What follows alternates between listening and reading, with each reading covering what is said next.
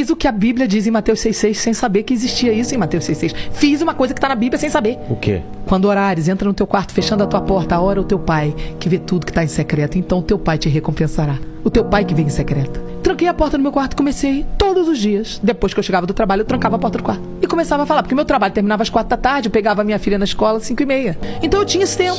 Tranquei a porta do quarto e comecei a falar, Deus. Não sabia que Jesus era Deus. Só que comecei a falar com Deus, Deus, eu sei que você existe. E agora eu sei que o diabo existe. A minha amiga sempre falou do diabo. E eu nunca acreditei. Agora eu quero saber o resto dessa história. E eu falava com Deus com ousadia. Revoltada, porque eu falei, peraí, quer dizer que a Andréia fala que Jesus é Deus? A Andréia fala que a Bíblia é verdade? E se o resto dessa história for verdade, eu tô por fora. E se o diabo existe, mesmo o inferno existe, Jesus? Não, eu falei de Jesus, né? Eu falei de Jesus agora. Eu falei, Deus, eu não acreditava em Jesus. Aí eu falei, eu quero saber a verdade. Mas eu comecei a falar isso todo dia. Todo dia. Eu fiquei por 15 dias fazendo isso. Um dia, depois de 15 dias, se eu chorar, vocês não se assustam, porque é difícil contar, porque eu tenho que lembrar. E se eu lembrar, às vezes eu revivo, então dá vontade de chorar. Então se eu chorar, vocês não se assustem não, tá bom? Vou tentar contar sem chorar. 2 semanas mais ou menos, eu não lembro exatamente quanto tempo, foi de 10 dias a 15, não sei quanto tempo. Eu estava sentada na minha cama, encostada na cabeceira da cama, com as pernas esticadas, vestida pra dormir. Minha filha dormindo, eu no meu quarto sozinha. Esticada, eu tinha uma cama de casal, esticada com a coberta assim na cintura. E um caderno que eu tinha de desabafo. Eu sempre tive cadernos de desabafo. Fiz terapia há anos. E eu tava escrevendo uma carta pra Deus. Eu já tava cansada de falar. E eu comecei a escrever, não falar. E eu comecei a escrever, Deus, eu quero saber a verdade. No que eu comecei, vou falar, vou começar a lembrar. Eu comecei a sentir uma presença dentro do quarto. Aquela presença era uma presença muito sutil, porque ele anestesia você. Quando o sobrenatural é muito violento, Deus te anestesia, senão você morre. Era como uma anestesia no ambiente. Eu comecei a sentir uma presença e comecei a ouvir uma voz que parecia do meu pensamento. Deus também pode trabalhar dessa forma para não te assustar, porque 3 vozes podem falar no teu pensamento: a voz de Deus, a voz da tua consciência, que é a alma, e a voz do diabo, pode te setar. Então por isso é o mais difícil da vida cristã discernir qual das vozes sempre. Todos os dias pode acontecer com a gente. Até Pedro, do lado de Jesus, foi setado. Jesus repreendeu Pedro, né? Então nós vamos ser setados, não podemos achar que estamos imunes a isso. Então eu não sabia nada disso que eu tô te contando, tava ali e uma voz começou a falar suave: eu sempre fui, eu sou um homem sério, eu sou isso, eu sou aquilo. Eu comecei a ouvir e eu não percebi que não era meu pensamento. Eu continuei escrevendo a carta e conversando com essa voz, e a voz falando dentro da minha cabeça, e eu conversando com a voz, escrevendo a carta, e a voz ia me respondendo. Eu tenho essa carta até hoje, eu tenho esse caderno até hoje. De repente, no final da carta, a voz sai pra fora.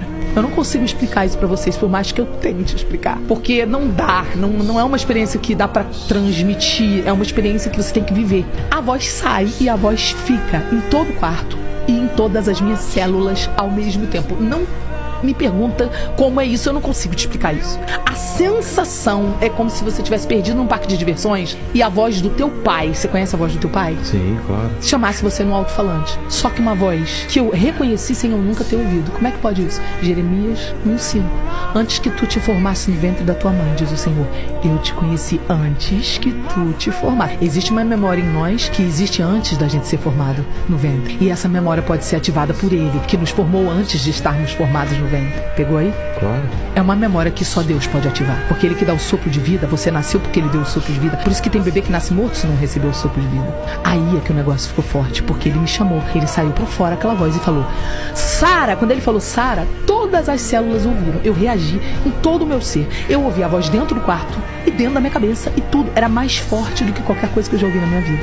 Só que aquela voz, ela vinha de um lugar dentro do quarto, como se ele estivesse em pessoa dentro do quarto. Obviamente eu não vi, não era uma visão, mas ele estava ali, como se fosse uma pessoa presente. Eu imediatamente fui me encolhendo em posição fetal e rolando, caindo por cima eu caí no chão.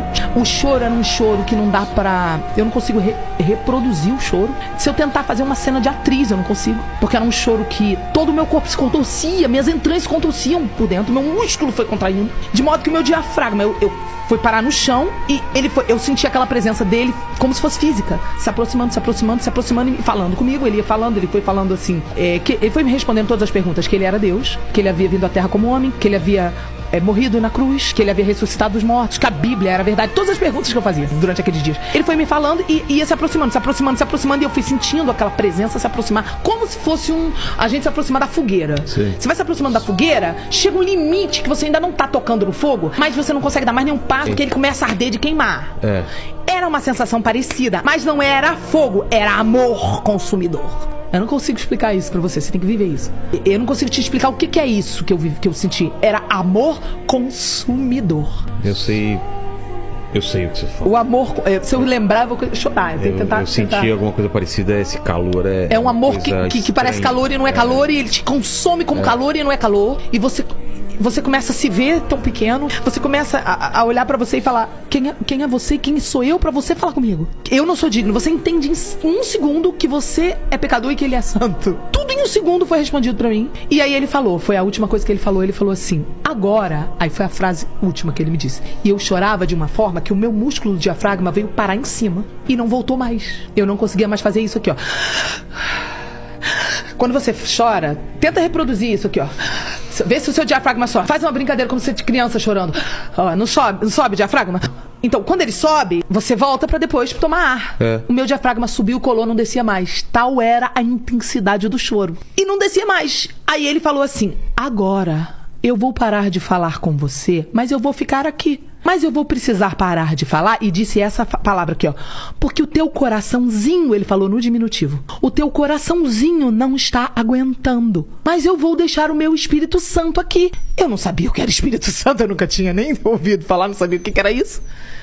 E eu não conseguia mais respirar, travou. Comecei a sentir meus dedos formigar, comecei a desoxigenar. E eu comecei a falar sem voz, assim: não para de falar. Porque o que eu tava experimentando era melhor do que tudo de mais maravilhoso que eu já tinha experimentado na Terra. Nada dessa Terra se comparava ao prazer que eu tava sentindo naqueles segundos. Então eu não queria que ele parasse, porque eu nunca tinha experimentado algo tão maravilhoso. Aí você entende que o amor dele é melhor do que a vida. Aí você entende os textos que falam que é mais forte do que a morte. É mais forte o amor dele que a morte, é melhor do que a vida, é melhor do que tudo. Quando você experimenta uma experiência dessa com Jesus, você se torna um crente indesviável. Não há nada desse mundo que consiga te seduzir, porque basta você pedir: Espírito Santo, me lembra daquele momento. Eu só tive segundos de um vislumbrar de um pedacinho da eternidade. Imagina o que é a eternidade.